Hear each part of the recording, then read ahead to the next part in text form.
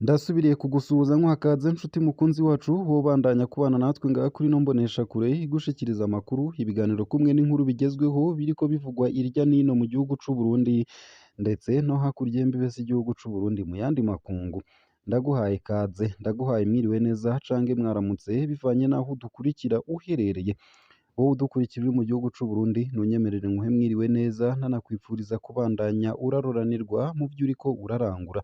Ndetse yewe nawe udukurikira uri hakurya y'imbibe z'igihugu c'u Burundi ndaguhaye mwiriwe cange mwaramutse bivanye n'aho udukurikira uherereye. Turi ku munsi wa kane igenekerezo rya 21 z'ukwezi kw'icumi na kabiri umwaka w'ibihumbi 2023. Ndakwipfurije kubandanya uragira umunsi mwiza. Ico utegerezwa gusa ni ukumanuka munsi y'ino video hama ugafyona imbere y'ijambo Isange TV haba handitse ijambo s'abonner cange subscribe bivanye na YouTube ukoresha. Urafyondako hama uba uduhaye intererano yawe yo kuja turakuronsa amakuru, ibiganiro kumwe n'inkuru tubandanya gushikiriza binyuriye ngaha kuri ino mboneshakure imwe rudende ibigutohoreza hama ikabigushikiriza vyose ko vyakabaye kamwe ku kandi mu buryo butosoye kandi butomoye. Ano makuru rero harabafatiye ku ngingo nkuru nkuru zikurikira. Leta y'u Burundi yakuyeho ikoreshwa ry'amafaranga mwamwe mu ntumbero yo gukwiza amafaranga yo gukoresha ku mwaka. Amafaranga yashizwe mu nyubako no gusanura inyubakwa za leta bitaratangura yarafuswe. Bizosubira gutegurwa mu mafaranga leta izokoresha mu mwaka w'ibihumbi 2024 ushira umwaka w'ibihumbi 2025. Iyo ngingo yatangajwe n'umuvugizi wa leta inyuma y'inama nshikiranganji yabaye kuwa gatatu w'indwi iheze. Ingaruka nyamukuru nuko hazoba ibirarane vy'ibikorwa vyarangurwa n'ibigo nka Obuha, Fonike ndetse na ABR. Iyo nkuru ku buryo buramvuye ni mukanyi ntuje kure. Nayo kandi ku mugaragaro hama abafatiye ku gitsina hariko arakorwa n'abasirikare b'abarundi mu ntara ya Sud Kivu muri Kongo. Ivyo biri mu cegeranyo. Ishirahamwe IDHB Initiative pour le droit humain au Burundi ryarasohoye icegeranyo giteye ubwoba ku mabafatiye ku gitsina hakorwa muri RDC n'abasirikare b'u Burundi. Ico cegeranyo kirahushanye cane naho umukuru w'igihugu Evariste Ndayishimiye ahagaze kubwiwe ashima ibikorwa birangurwa n'abasirikare b'u Burundi n'abanyekongo mu ntara ya Sud Kivu. IDHB rivuga ko imbonerakure no kuvuga abanywanyi b'umuhari w'urwaruka rwa CNDD FDD n'iyindi mirwi y'abarundi ikorera muri ako karere yakoze nayo nyene amabi nkayo. Tumuhamagaye kugira ngo agire ico ashikirije kuri ivyo, umukuru w'ibiro vy'intwaramiheto z'u Burundi yategetse ko abona IDHB amaso mu yandi. Nayo mu yariko aravugwa hanze y'imbibe z'igihugu c'u Burundi ndibugushikirize ino nkuru ivuga ko mu gihugu ca Kenya ivuka ry'urunani rushasha rurwanya Tshisekedi ryatosekaje imigenderanire hagati ya RDC ndetse na Kenya. Umukuru w'igihugu ca Kenya yatangaje ku w'Imana ko yanse gushira mu ngiro ivyo abategetsi ba Kongo bagomba ko inzego z'ico gihugu zihagarika abatavuga rumwe na Kongo. Ku bwa William Ruto, Kenya ni igihugu kigengwa na demokarasi kidashobora guhagarika abantu kuko basohoye itangazo gusa duhagarika inkozi z'ikibi. Isayo gusa ayo hamwe n'ayandi ni mukanyi mu buryo buramvuye ntuje kure. Hico utegerezwa gusa ni ukumanuka munsi y'ino video hama ugafyona imbere y'ijambo Isange TV kugira uje urashikirwa n'amakuru, ibiganiro n'inkuru tubandanya gushikiriza. Ntanguye ano makuru ku buryo buramvuye ntunyemerere nyatangurire kuri no nkuru ivuga ko leta y'u Burundi yakuyeho ikoreshwa ry'amafaranga mwamwe mu ntumbero yo gukwiza amafaranga yo gukoresha ku mwaka. Amafaranga yashizwe mu nyubako no gusanura inyubakwa za leta bitaratangura vyarafuswe. Bizosubira gutegurwa mu mafaranga leta izokoresha mu mwaka w'ibihumbi 2024 ushira umwaka w'ibihumbi 2025. Iyo ngingo yatangajwe n'umuvugizi wa leta inyuma y'inama nshikiranganji yabaye kuwa gatatu uheze.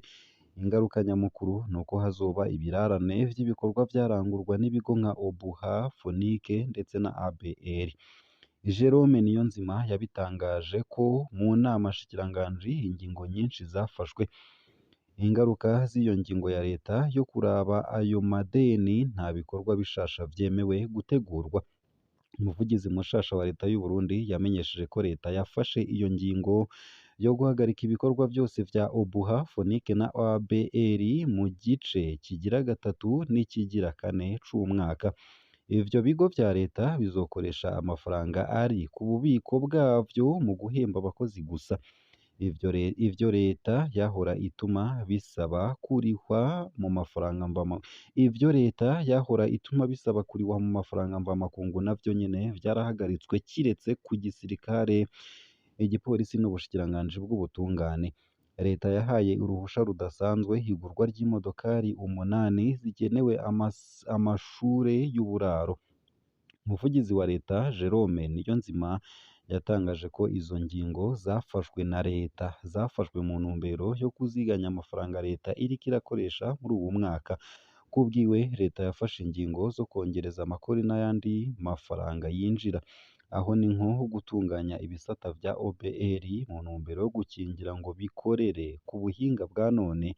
Abategetsi b'u Burundi bategerezwa gutegekanya amafaranga agenewe gutangura ibikorwa vyo kubaka ibarabara ry'indarayi. Bitegekanijwe no gusanura ibarabara Bujumbura-Rumonge Nyanza-Lac. Ibikorwa vyo kuri iryo barabara bimaze amezi atari make vyarahagaze. Ni ukwibutsa kandi ko umugambi wo gukura ibinogo mu mabarabara yo mu gisagara ca Bujumbura wapfuye ugitangura. Amabarabara ava hagati mu gisagara uja mu Kanyosha, ni ukuvuga mu bumanuko, n'iryitiriwe Peuple Murundi, igice ca Kotebu Mutakura mu buraruko aravyerekana gusumba.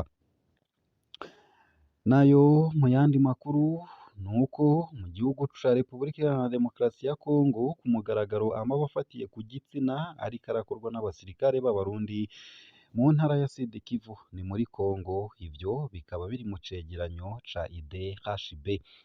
Ishirahamwe IDHB, Initiative pour le droit humain au Burundi, ryarasohoye icegeranyo giteye ubwoba ku mabi afatiye ku gitsina akorwa muri RDC n'abasirikare b'u Burundi. Ico cegeranyo kirahushanye cane naho umukuru w'igihugu Evariste Ndayishimiye ahagaze. Kubwiwe hashima ibikorwa birangurwa n'abasirikare b'u Burundi n'abanyekongo mu ntara ya Sud Kivu. IDHB rivuga ko imbonerakure, ni ukuvuga abanywanyi b'umuhari w'urwaruka rwa CNDD FDD n'iyindi mirwi y'Abarundi ikorera muri ako karere yakoze nayo nyene amabi nkayo. Tumuhamagaye kugira ngo agire ico ashikirije kuri ivyo, umukuru w'ibiro vy'intwaramiheto z'u Burundi yategetse ko abona IDHB amaso mu yandi. Ico cegeranyo kibanza gusubiramwo amajambo y'umukuru w'igihugu Evariste Ndayishimiye ahayagiza ko ibikorwa vy'abasirikare biwe muri RDC vyagenze neza. Umukuru w'igihugu Evariste Ndayishimiye yemeje ko imirwi yitwaje ibirwanisho ya Kongo ikorera muri Sud Kivu co kimwe n'abasivile bizeye ingabo z'u Burundi, kandi ko n'abagwanyi b'imirwi yitwaje ibigwanisho bishikanye.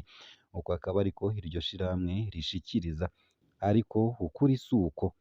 IDHB rivuga ko ryaharuye ihonyangwa ry'agateka kazina muntu akorwa n'abasirikare b'u Burundi, imbonerakure ndetse n'imirwi yitwaje ibigwanisho y'Abarundi. Abasirikare b'u Burundi, imbonerakure barasambanije, baranyuruza, barapfunga, baranakubagura abasivile b'abanyekongo, baraniba amatungo yabo. Ivyo ni ivyemezwa na IDHB rivuga ko ryegeranije intahe z'ababikorewe canke z'imiryango yabo. Ivyabaye nk'akarorero vyerekana ko abakenyezi benshi bafashwe ku nguvu muri Nyakanga 2022. Abasirikare b'u Burundi barafashe ku nguvu umwigeme w'umunyekongo w'imyaka 27 hamwe na muramukazi we w'imyaka 16. Muri Gitugutu guheze naho imbonerakure yacumise umunwa w'inkoho mu gitsina c'umukenyezi w'umunyekongo imbere y'abana biwe.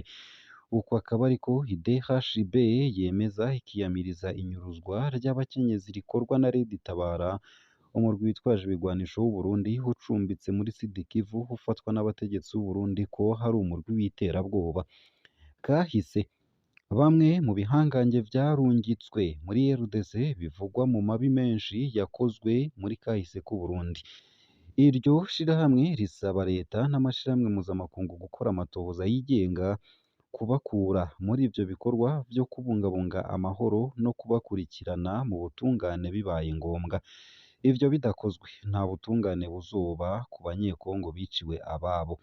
abakoze ayo mabi ajanye n'ihonyangwa ry'agateka ka zina muntu n'abo mu gisirikare c'u Burundi bazobandanya baduzwa amapete banashimirwa uko akaba ariko IDHB rigaragaza umubabaro iryo shirahamwe rimenyesha ko ryatanze icegeranyo n'ibirego ku ndongozi z'igisirikare ca Kongo n'abajejwe intwaro muri RDC no mu Burundi umukuru w'ibiro vy'intwaramiheto z'u Burundi Lieutenant General Prime Niyongabo niwe wenyene yemeye kugira ico ashikirije ariko agasaba kubonana amaso mu yandi na IDHB ariko kuri iryo shirahamwe kubera ko bigoye kubonana na Lieutenant General Prime Niyongabo ryahisemwo gukoresha telefone ariko ku bwa IDHB gushika uwo mwanya ico cegeranyo kigiye ahabona ntiyari bwishure ngaha akaba ariho nsoreje ano makuru nari naguteguriye ariko avugwa irya nino mu gihugu c'u Burundi ndetse no hakurya y'imbibe z'igihugu c'u Burundi mu yandi makungu ico utegerezwa nta kindi ni ugufyonda sabone canke subscribe nawe utaravyondako hama ukabandanya ushikirwa n'ano makuru bandanya uragira ibihe vyiza